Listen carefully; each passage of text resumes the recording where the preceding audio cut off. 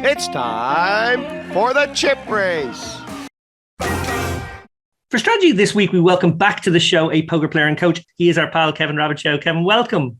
Thanks. Well, Kevin, this hand comes from seven-handed play at the 2022 WPT World Poker Championship 25k Highroller. The blinds are 50k, 100k with a 100k ante. You are the chip leader and you raise on the button to 200k with the King of Spades, King of Clubs off a stack of 7.75 million. That's 77 big blinds. Ethan Yau, aka Rampage, defends his big blind off a stack of 2.8 million, 28 big blinds, with the 8-6 of hearts. He is middle of the pack. That's all standard stuff. So I'll take this opportunity to run through the payouts very quickly. There's obviously some ICM potentially if this pot gets big.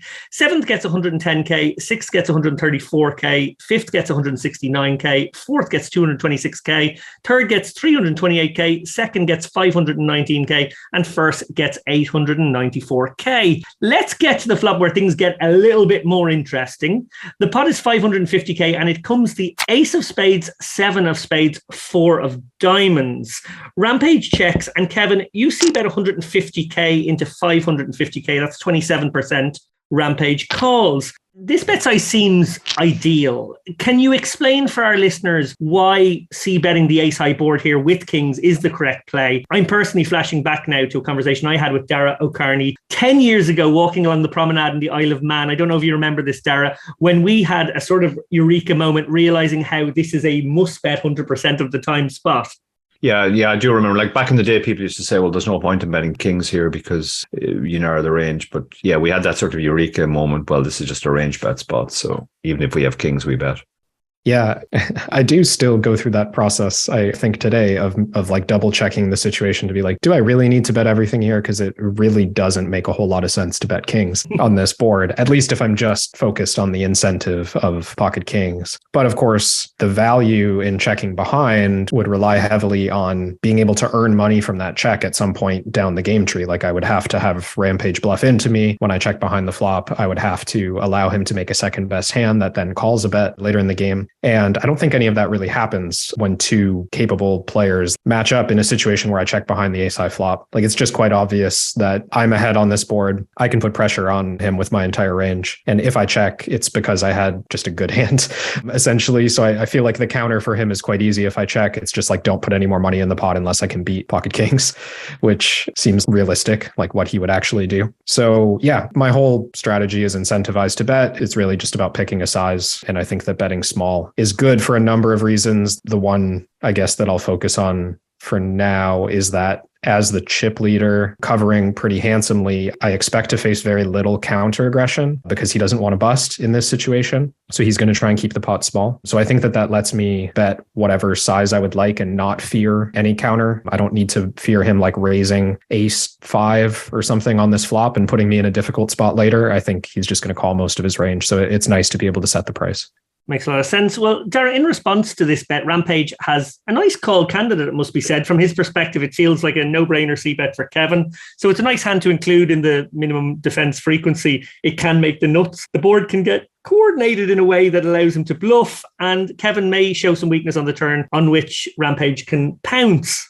Yeah, absolutely. I mean, I think he has a fairly clear continue. Solver, without the flush draw, pure check calls this. With the flush draw, throws in some raises. So yeah, I think a very clear continue. I think also the size that Kevin used is the correct size. Like again, I gave it different sizes just to see if the solver would prefer another size. Specifically with this hand, it never uses any other size. And even the hands that it does bet at the bigger size sometimes, like Ace King, for example, it actually still mostly uses this size. So I think you could just simplify your strategy here to range bet the size that Kevin did.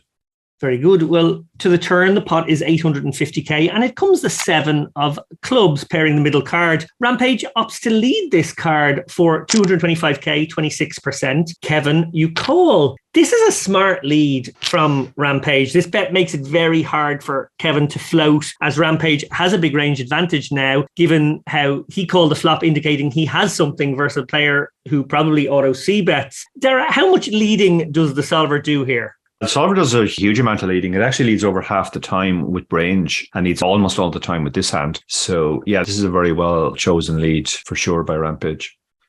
Well, Kevin, it's already an interesting spot for you. Folding seems out of the question with a hand as strong as kings versus a capable opponent who could be balancing his value, which beats you with flush draws, open-ender, even gutters. At the same time, it's setting up a potentially fascinating river spot for you.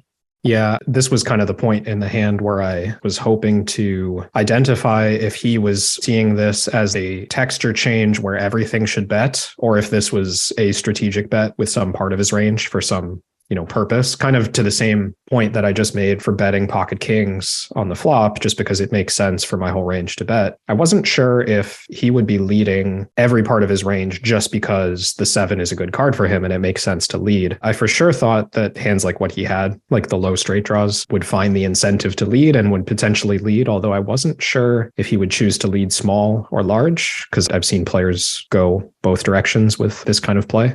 And then I was also fairly confident that if he made trips on this card, he would just kind of get hit with like, oh, right, this is a good card for me. He's probably going to check, so I should probably bet. So for sure, I thought that part of his range. But again, I don't know much about Rampage's game. I wasn't sure in this moment if he was the type of player to just say like, oh, this card's good for me, I lead everything. Or if he would only occasionally recognize it, like with the parts of his range that have the incentive to do so. So that makes it interesting to me. Like you kind of said, I don't think it makes it difficult for pocket kings, because I concluded no matter what, he would have some bluffs here. So I certainly need to call kings. If I was in this same spot with like king high, I think it would be a much more challenging situation at the immediate moment. But with pocket kings, I think I just call and see how the river plays out. Well, let's get to that river. The pot is 1.3 million. The SPR is 1.7 to 1. It comes the 2 of spades, completing the flop flush draw. And Rampage bets 350k, 32% of pot. You tank fold. I've got to say, I think I go for a larger bet in Rampage's shoes, probably more in the 2/3 to 3/4 zone. Darragh, I'm guessing you like the bet, but how would you analyze the size here? Is it a case of different bets, I suppose, target different amounts of Kevin's range? Yeah, I think it is. Yeah. And the solver actually mixes 3 options here with his specific hand. The check gives up some of the time. It uses this size some of the time. It uses the bigger size the most frequently. It's roughly 40, 20, 40 in terms of what it does. Well, coming back to you, Kevin, you had the king of spades in your hand. On commentary, it was suggested that you might use it to turn your hand into a bluff. That's certainly a creative idea, but it also has maybe more important other blocker relevancy. Can you elaborate on that and why you ultimately found a fold?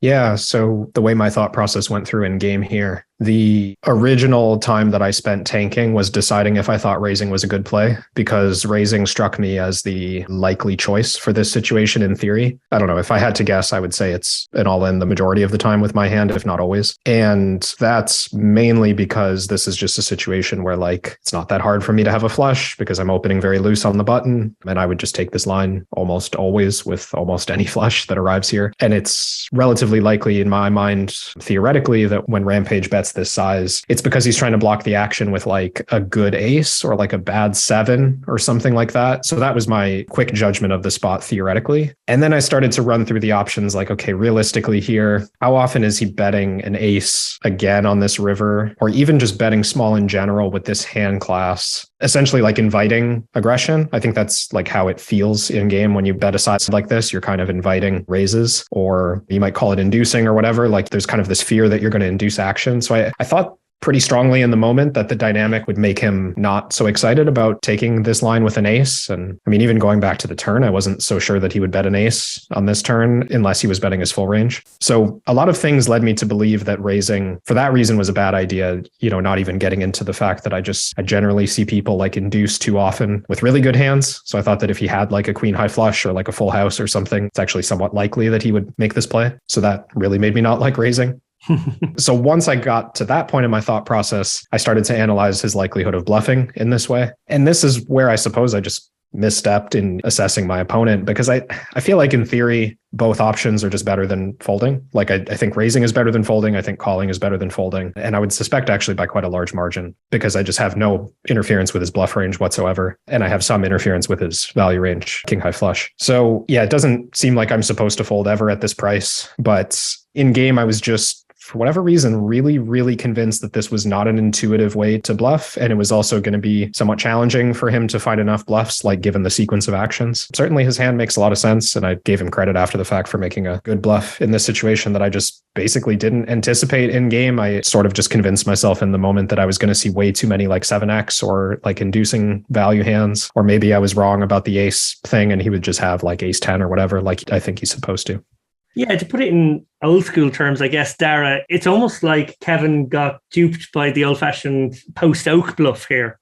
Yeah. I mean, that might be true. Like, it was actually very interesting for me when I looked at this in the solver, and, I had no real idea what the two ranges were. So I just ran the spot again in H or C beta and cut and paste the two ranges across and see how it's supposed to play then. And fascinating thing for me was that on the river, it actually mixes folding and calling, and it doesn't do any raising. And the suits are super important. So if it's mixing, that means essentially it's break even. So on one level, you could say it really doesn't matter whether we fold or not here because it's break even. It's just that if we always fold, we're potentially getting exploited by over bluffing.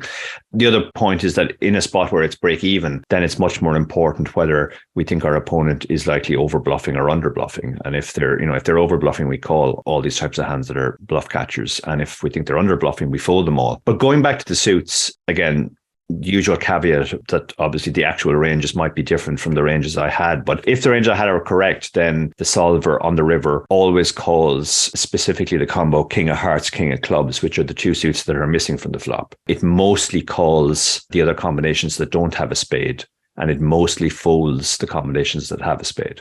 That makes me think, I guess, without seeing the remainder of the output, obviously, that makes me think that a lot of Rampage's theoretical bluffing range here is his like King of Spades X floats. And potentially also those are the suits that block the sevens that were on board. I don't remember which suit the seven was. Yeah, that's on the correct. turn. Yeah, a lot of the bluffs are King X. Yeah. Well, to give you the final word, Kev, you got to give credit, I guess, and you have for a well-executed bluff by Rampage here. He ultimately took down the event, beating you heads up a few short hours later. How did you rate his play overall? Obviously, you came into facing him in different situations, maybe unsure of his ability, unsure of his capabilities. Mm-hmm. Yeah, I think that there were some areas where I was correctly sizing up the way that he was going to approach stuff. And that was mostly pre-flop, I think. In the way that he approached pre-flop, I felt that he was like a little too trigger happy on going all in. And there were some circumstances where that would have gotten the best of him. But when you put yourself all in, you put yourself in a position to win all ins. And he was very good at that in this tournament. So I did think that pre-flop, there were some things that I was anticipating him doing, and I was correct about it, mostly just going all in too frequently with the wrong hand classes. But post-flop, he surprised me with the variety of skill that he was able to show in spots where, like, usually when I'm stacking up an opponent who I suspect hasn't prepared the same way that I've prepared, I just assume that like when we get further down the game tree and in little spots like this one, where it takes some nuance and like some forethought to bluff in this way, I just have this mentality like, oh yeah, they're not going to bluff in that way, or like it's too challenging to bluff in that way. So I just don't give credit. So I think that's where I misassessed his game. And he definitely impressed me with just like fighting for pots in the lines that a lot of people don't care so much to fight for pots in. It's an interesting way of putting us. Once again, it has been really great to have you back on the show. Kevin Rabichow, thank you. Thanks a lot. It was fun. Thanks, Kevin.